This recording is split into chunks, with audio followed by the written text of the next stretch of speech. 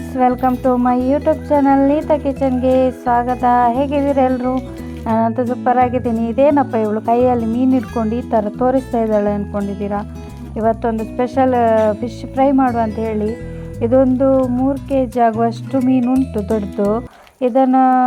ಇದರ ಹೆಸರು ಮಂಗಳೂರಲ್ಲಿ ಎಂಥ ಕರಿಮೀನು ಅಂತ ಹೇಳ್ತಾರೆ. ನಮ್ಮ ಉಡುಪಿ ಸೈಡಲ್ಲೆಲ್ಲ ಕುಟ್ಟಿ ಅಂಜಲ್ ಅಂತ ಹೇಳ್ತಾರೆ. ಇದು ನಮಗೆ ಬಿಳಿ ಕುಟ್ಟಿ ಅಂಜಲ್ ಸಿಕ್ಕಿದೆ, ಅಂದರೆ ಬಿಳಿ ಕರಿಮೀನು ಸಿಕ್ಕಿದೆ. ಇದನ್ನು ನಾನು ಇವಾಗ ಕ್ಲೀನ್ ಮಾಡ್ತಾ ಇದ್ದೀನಿ. ಎಲ್ಲ ಕ್ಲೀನ್ ಮಾಡಿ ಅದರ ಮೇಲೆ ಪೊಡಸು ಥರ ಎಲ್ಲ ಇರುತ್ತೆ, ಅದನ್ನೆಲ್ಲ ತೆಗೆದು ಅದರ ತಲೆ ಕಟ್ ಮಾಡಿ ಅದರ ಎದುರುಗಡೆ ಎಲ್ಲ ಕಟ್ ಮಾಡಿ ಚೆಂದ ಕ್ಲೀನ್ ಮಾಡ್ತಾ ಇದ್ದೀನಿ ಇವಾಗ. ಇದು ಅಂತೂ ಮೀನು ಪದಾರ್ಥ ಮಾಡಿದರೆ ಕೆಲವ್ರಿಗೆ ಇಷ್ಟ ಆಗಲ್ಲ ಅಂತ ಹೇಳಿ ಫ್ರೈ ಕೂಡ ಮಾಡ್ಬೋದು. ಯಾವ ರೀತಿ ಫ್ರೈ ಮಾಡೋದು ಅಂತ ನಾನು ನಿಮಗೆ ತೋರಿಸ್ತೀನಿ. ಇವಾಗ ಇದನ್ನು ಫುಲ್ ವೀಡಿಯೋ ನೋಡ್ತಾ ಬನ್ನಿ, ನಾನು ಮಾತಾಡ್ತಾ ಹೋಗ್ತೀನಿ ಕೆಲವೊಂದು ವಿಷಯ. ಯಾರೆಲ್ಲ ನನ್ನ ಚಾನಲ್ನ ಸಬ್ಸ್ಕ್ರೈಬ್ ಮಾಡಿಲ್ಲ ಈ ಕೂಡಲೇ ಹೋಗಿ ಸಬ್ಸ್ಕ್ರೈಬ್ ಮಾಡಿ. ಇದಕ್ಕಿಂತ ಮುಂಚೆ ನಾನೊಂದು ವಿಡಿಯೋ ಹಾಕಿದ್ದೀನಿ, ನೀವು ಆ ವಿಡಿಯೋನ ನೋಡಿ ಸಪೋರ್ಟ್ ಮಾಡಿ. ಇದೇ ರೀತಿ ವಿಡಿಯೋನ ಬರ್ತಾ ಇರುತ್ತೆ, ಇನ್ನೊಂದೊಂದು ಸ್ಪೆಷಲ್ ವೀಡಿಯೋಸ್ ಬರ್ತಾ ಇರುತ್ತೆ. ಇದು ಮೀನುಂಟಲ್ಲ ನನಗೆ ತುಂಬ ಫೇವ್ರೆಟ್, ಯಾಕಂದರೆ ಇದನ್ನು ನಾನು ಸಣ್ಣ ವಯಸ್ಸಿನಿಂದಲೂ ತಿಂತಾ ಬರ್ತಾಯಿದ್ದೀನಿ. ಅಂದರೆ ನನಗೆ ಅಮ್ಮ ಮಾಡಿ ಕೊಡ್ತಾಯಿದ್ರು. ಅಂದರೆ ಅದು ಅಷ್ಟು ಟೇಸ್ಟ್ ಮೀನು. ಇದು ನೋಡಲಿಕ್ಕೆ ಇದು ಕೆಲವರೆಲ್ಲ ಹೇಳ್ತಾರೆ ಇದು ಮಣ್ಣು ತಿಂದಾಗೆ ಅಷ್ಟೇನು ಟೇಸ್ಟ್ ಇಲ್ಲ. ಇದಕ್ಕೆ ಏನು ಗೊತ್ತಾ, ಉಪ್ಪು ಖಾರ ಹುಳಿ ಕರೆಕ್ಟಾಗಿದ್ದರೆ ಮಾತ್ರ ಈ ಮೀನು ಟೇಸ್ಟಾಗಿ ಬರೋದು. ನೀವು ಅದನ್ನೇ ಒಂದು ವೇಳೆ ಉಪ್ಪು ಖಾರ ಹಾಕದೆ ಹಾಗೇ ಮಾಡಿದರೆ, ಬೊಲ್ಲ ಸಾರು ಥರ ಮಾಡಿದರೆ ಅದು ನಿಮಗೆ ಒಂಥರ ಎಂತ ಹೇಳೋದು, ಅದಕ್ಕೆ ಮಣ್ಣು ತಿಂದಾಗೇನೆ ಅಂತ ಹಾಗೇನೆ ಆಗುತ್ತೆ. ಅದಕ್ಕೆ ಹೇಳೋದು, ಅದಕ್ಕೆ ಉಪ್ಪು ಖಾರ ಹಾಕಿದರೆ ಮಾತ್ರ. ಯಾವುದಕ್ಕೂ ಅಷ್ಟೇ, ಈಗ ಮಾತಲ್ಲಿ ಕೆಲವರೆಲ್ಲ ಉಪ್ಪು ಖಾರ ಹಾಕಿದರೆ ಮಾತ್ರ ಕೆಲವರು ರೇಗಿಸೋದು, ಅಂದರೆ ಅದಕ್ಕೆ ಒಂದು ಗಾದೆ ಹೇಳ್ತಾರಲ್ಲ, ಉಪ್ಪು ಖಾರ ಹಾಕಿದರೆ ಮಾತ್ರ ಅವರು ಇದಾಗೋದು, ಟೇಸ್ಟ್ ಸಿಗೋದು ಅಂತೆಲ್ಲ ಹೇಳ್ತಾರಲ್ಲ. ಅದೇ ರೀತಿ ಈ ಮೀನಿಗೂ ಕೂಡ ಅಷ್ಟೇ, ಉಪ್ಪು ಖಾರ ಹುಳಿ ಹಾಕಿದರೆ ಮಾತ್ರ ಇದು ಮೀನು ಟೇಸ್ಟಾಗಿ ಬರೋದು. ಇವಾಗ ನೋಡಿ, ಇದು ಈ ಥರ ಸ್ಲೈಸ್ ಮಾಡಿ, ಅಂದರೆ ನಾನಿಲ್ಲಿ ದೊಡ್ಡ ಸ್ಲೈಸ್ ಮಾಡಿದ್ದೀನಿ.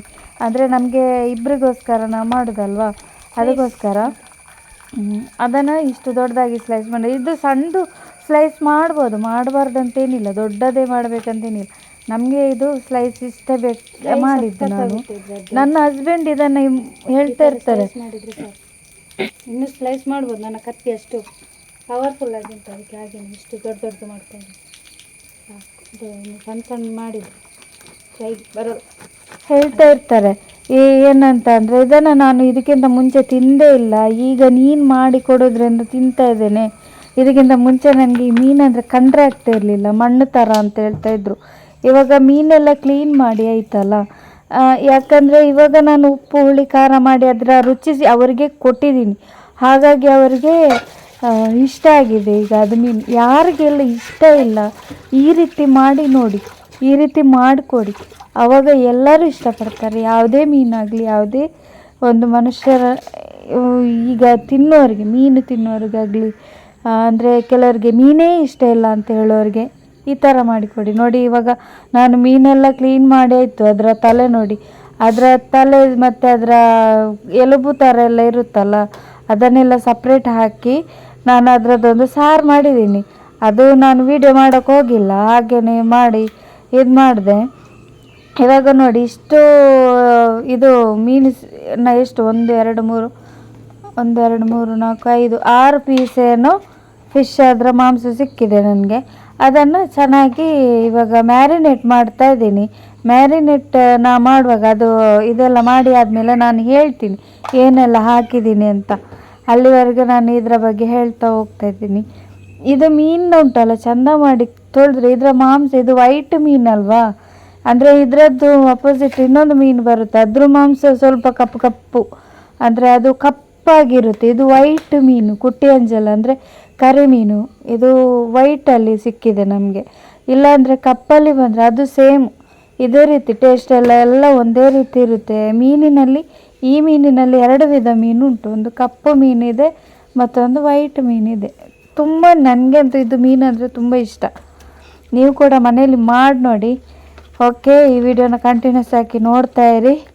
ನಾನಿನ್ನು ಮಾತಾಡೋದು ನಿಮಗೆ ಇದರಲ್ಲಿ ಹೇಳ್ತಾ ಮಾತಾಡ್ತಾ ಹೋಗ್ತೀನಿ, ಕಂಟಿನ್ಯೂಸ್ ಆಗಿ ಆಗುತ್ತೆ. ಚೆನ್ನಾಗಿ ಇದಕ್ಕೆ ಉಪ್ಪು, ಖಾರ ಮತ್ತು ಅರಶಿನ ಮ್ಯಾರಿನೇಟ್ ಮಾಡಿಟ್ಟಿದ್ದಲ್ಲ ಅದು ಚೆನ್ನಾಗಿ ಇವಾಗ ಎಳ್ಕೊಂಡಿದ್ದೆ. ಇವಾಗ ನಾವು ಇದಕ್ಕೆ ಫಿಶ್ ಮಸಾಲ ಆ್ಯಡ್ ಮಾಡಬೇಕು. ಇವಾಗ ನಾನು ಪ್ಯಾಕೆಟ್ ತಂದಿದ್ದೀನಿ, ಮನೇಲಿ ಮಾಡ್ಬೋದು. ಇನ್ನೊಂದ್ಸಲ ಮಾಡುವಾಗ ಮನೇಲಿ ಮಸಾಲ ಮಾಡುವಾಗ ಅದರಲ್ಲಿ ಇದು ಮಾಡ್ತೀನಿ. ಇನ್ನೊಂದ್ಸಲ ಮಾಡುವಾಗ ನಾನು ತೋರಿಸ್ತೇನೆ. ಈಗ ಇದಕ್ಕೆ ಹಾಕ್ತಾಯಿದ್ದೀನಿ.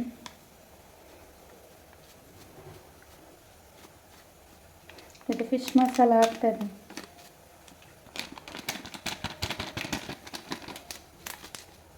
ಮತ್ತು ಇದಕ್ಕೆ ಹುಳಿ ರಸ ಕೂಡ ಆ್ಯಡ್ ಮಾಡ್ತಾಯಿದ್ದೀನಿ ಆಯಿತಾ.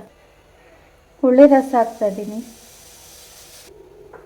ದಪ್ಪ ಇರಬೇಕಾಯ್ತಾ ಹುಳಿ ರಸ, ಯಾಕಂದರೆ ಇದು ಮಸಾಲೆಗೆ ಅಂಟ್ಕೋಬೇಕಲ್ಲ, ಅದಕ್ಕೋಸ್ಕರ ನಾನು ದಪ್ಪನೇ ಮಾಡಿಕೊಂಡೆ. ಮಸಾಲೆಗೆಲ್ಲ ಚೆನ್ನಾಗಿ ಮೀನಿಗೆ ಇದು ಮಾಡಿದರೆ ಆಯಿತು.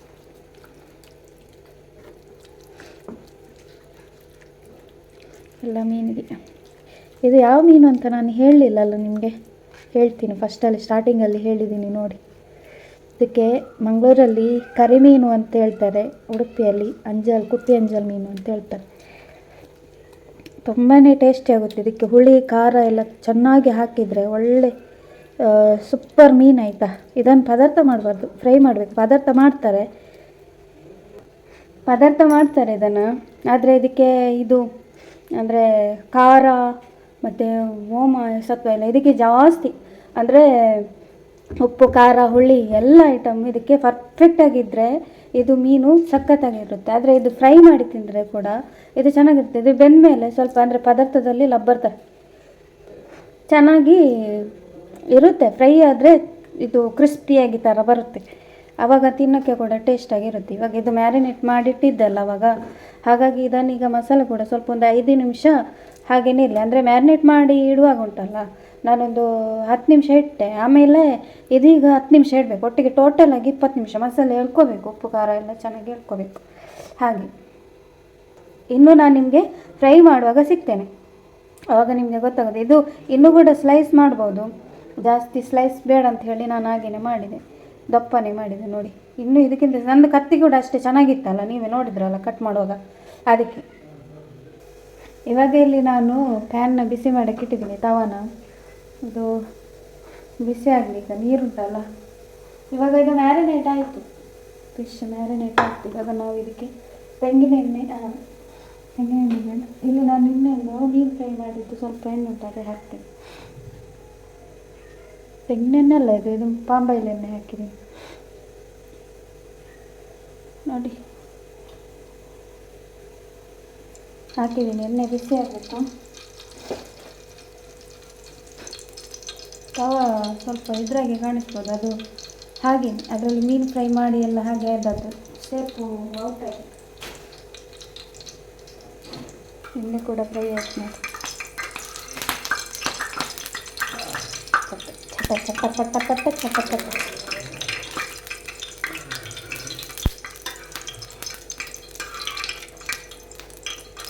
ಬಿಸಿ ಆಯಿತು ಅಂತ ಅರ್ಥ. ಇದು ಗೊತ್ತಾಯ್ತಲ್ಲ, ಯಾಕೆ ನಿಂತೆಲ್ಲ ಕಾಯಿ ಸರಿ ಉಂಟು. ಓಕೆ, ಇವಾಗ ನಾವಿಲ್ಲಿ ಮಸಾಲೆ ಹಾಕಿದ ಫಿಶನ್ನು ಇದಕ್ಕೆ ಹಾಕುವ.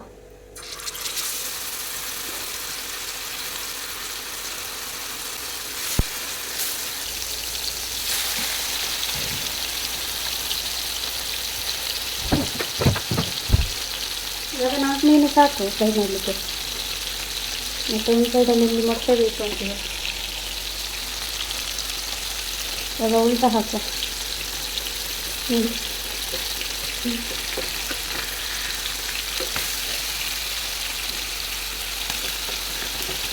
ಸ್ವಲ್ಪ ಫ್ರೈ ಆಗಲಿ.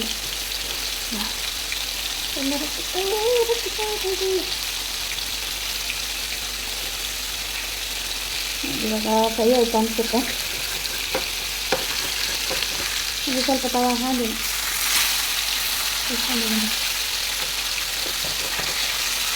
ನೋಡಿದ್ರಲ್ಲ ಇವತ್ತು ನಮ್ಮ ಕುಟ್ಟಿ ಅಂಜಲ್ ಮೀನು ಫ್ರೈ ಹೇಗಾಗಿದೆ ಅಂತ ನೋಡಿ. ಇವಾಗ ನಾನಿಲ್ಲಿ ಮೀನನ್ನ ಉಲ್ಟಾ ಮಾಡ್ತಾ ಇದ್ದೀನಿ.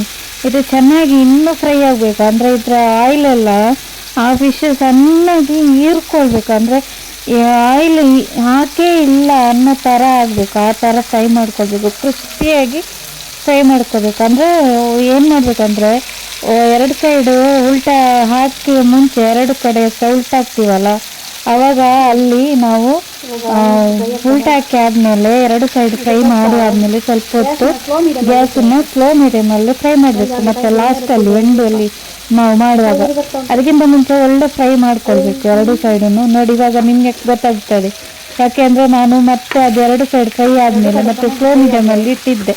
ಸ್ಲೋ ಮೀಡಿಯಮಲ್ಲಿ ಇಡುವಾಗ ಇದು ತವದಿಂದ ಚೆನ್ನಾಗಿ ಹೇಳ್ತಾ ಇತ್ತು ಯಾವುದು ಫಿಶ್. ಗೊತ್ತಾಯ್ತಲ್ಲ ನನಗೆ ಫಿಶ್ ಫ್ರೈ ಮಾಡುವ ವಿಧಾನ ಈ ರೀತಿ ಮಾಡ್ಬೋದು ಈ ಮೀನನ್ನು. ಮತ್ತು ಬಾಕಿ ಮೀನು ನನಗೆ ಗೊತ್ತಿಲ್ಲ, ಬಾಕಿ ಮೀನು ನಾನು ಎರಡು ಸೈಡನ್ನು ಫ್ರೈ ಮಾಡ್ಕೊತೀನಿ. ನಮ್ಮ ಇವತ್ತಿನ ಅಂಜಲ್, ಕುಟ್ಟಿ ಅಂಜಲ್ ಮತ್ತು ಕರಿಮೀನು ಅಂದರೆ ಅದರ ಫ್ರೈ ಮಾಡಿದ್ದೀನಿ. ಯಾವ ರೀತಿ ಬಂದಿದೆ ನೋಡಿ.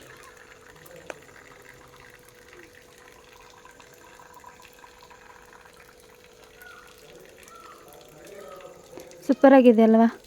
ನೀವು ಕೂಡ ಮನೇಲಿ ಮಾಡಿ ಟ್ರೈ ಮಾಡಿ, ಸಖತ್ತಾಗಿರುತ್ತೆ. ಇನ್ನು ನಾನು ಊಟ ಮಾಡ್ತೀನಿ. ಬಾಯ್, ಟೇಕ್ ಕೇರ್. ಇದೇ ರೀತಿ ವಿಡಿಯೋ ನೋಡ್ತಾಯಿರಿ, ಸಪೋರ್ಟ್ ಮಾಡ್ತಾಯಿರಿ. ಇನ್ನಷ್ಟು ವಿಡಿಯೋದ ಜೊತೆಗೆ ನಾನು ಬರ್ತೀನಿ. ಬಾಯ್, ಸಿ ಯು.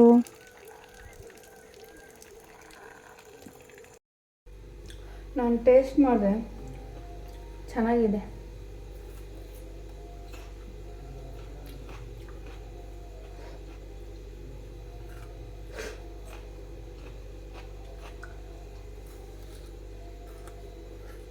ಅದರದ್ದು ನಾನು ಸಾರು ಕೂಡ ಮಾಡಿದ್ದೇನೆ, ತಲೆ ಎಲ್ಲ ಇತ್ತಲ್ಲ ಅದರದ್ದೆಲ್ಲ ಸಾರು ಮಾಡಿದ್ದೇನೆ ನೋಡಿ.